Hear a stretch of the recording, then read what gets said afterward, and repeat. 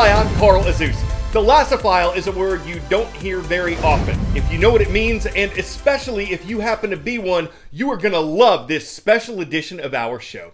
Simply put, a thalassophile is someone who loves the sea, and the deep blue is where we're headed today, specifically the deepest known part of the ocean.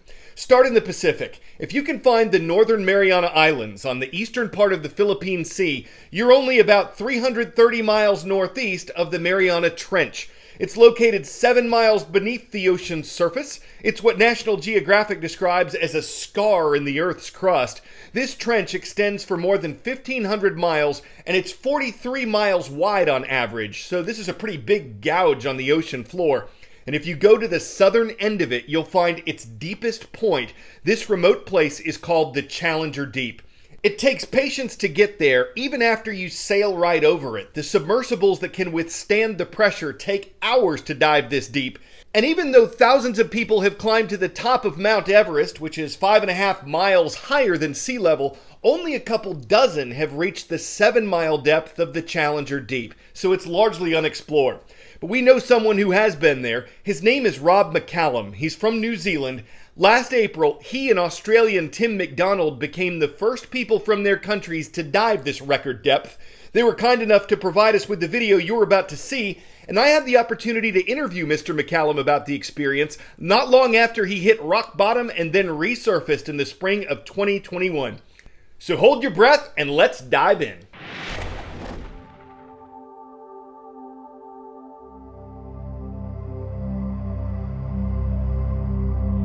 It's the last unexplored frontier on Earth.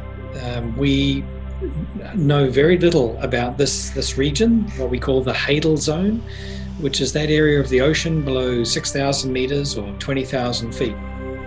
You can't just get there in a normal submarine. What sort of vehicle does it take to withstand the pressures there?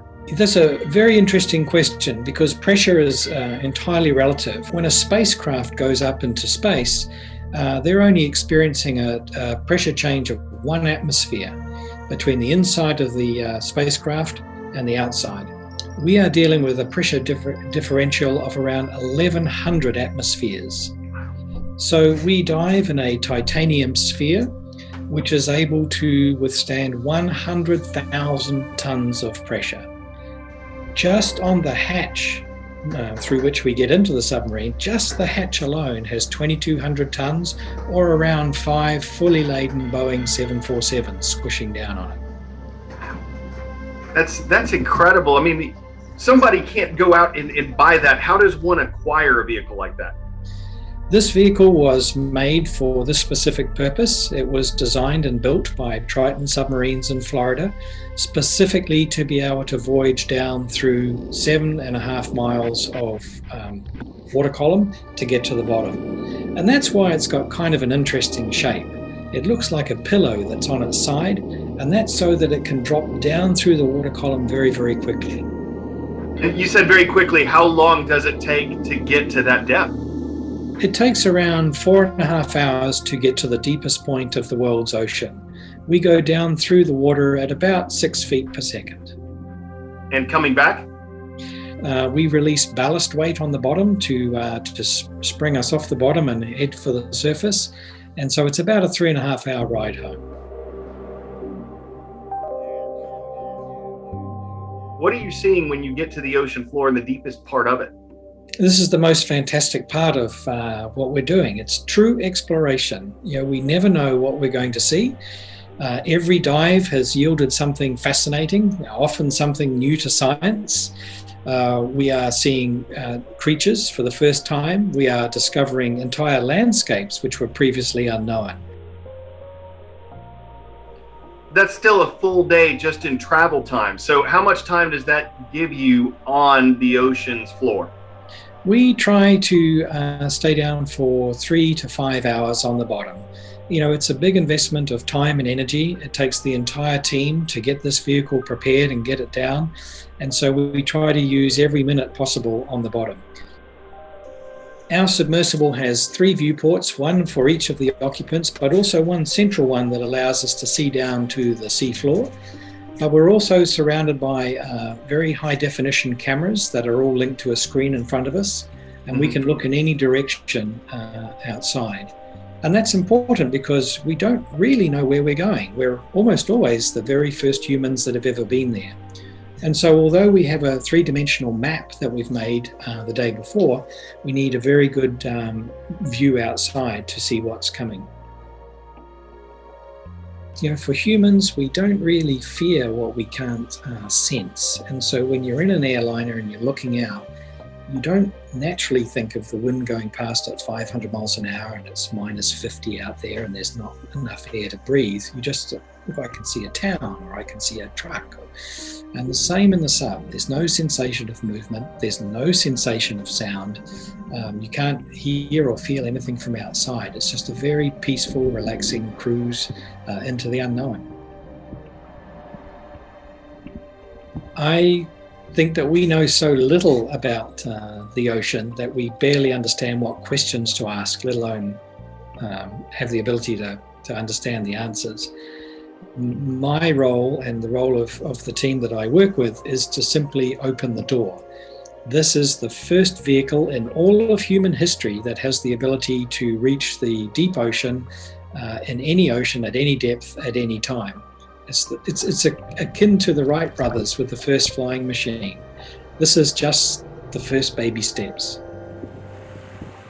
I know the technology might be a way away from creating a sort of ocean exploration station that can withstand depths like that. But we have reported on there is more funding and investment in underwater exploration stations. I mean, how important would you feel those would be as contrasted with, let's say, the International Space Station? Both are important, don't get me wrong. I'm not taking a shot at space travel, but you know, right. Space is a vast void, a vacuum that so far has proved to be lifeless. The ocean is nothing like that. The ocean is full of life, you know, right from the surface all the way down to the very, very bottom. I think before we leave home and start exploring the heavens, we should at least explore our own backyard more thoroughly. I think that many of the answers to our collective future are going to be found in the ocean, and some of those in the deep ocean. The answers to how we're going to handle all the carbon in the atmosphere, the answers to the dynamics of our ocean and how we can arrest the decline of the ocean, but also the things that we might discover in terms of valuable compounds for medicines and that sort of thing. So why do you think there's so much interest in space exploration when we could be exploring what we have right here? I think it's as simple as when we gaze up at the heavens, we have a sense of wonder. What's out there? You know, what can we find? We always look skyward because we're terrestrial mammals. We look up to the heavens. When we look into the water, we don't really see that much. We see an opaque platform that we can pull fish out of, maybe go for a swim in, but we don't actually go too far down. You know, my dive was about 36,000 feet. Most humans never get below about 300 feet. So there's a long way to go yet.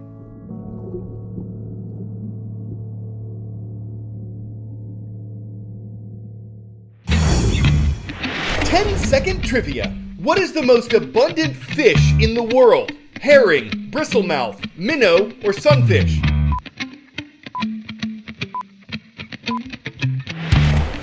Scientists believe the most numerous fish in the world are bristlemouths or lightfishes.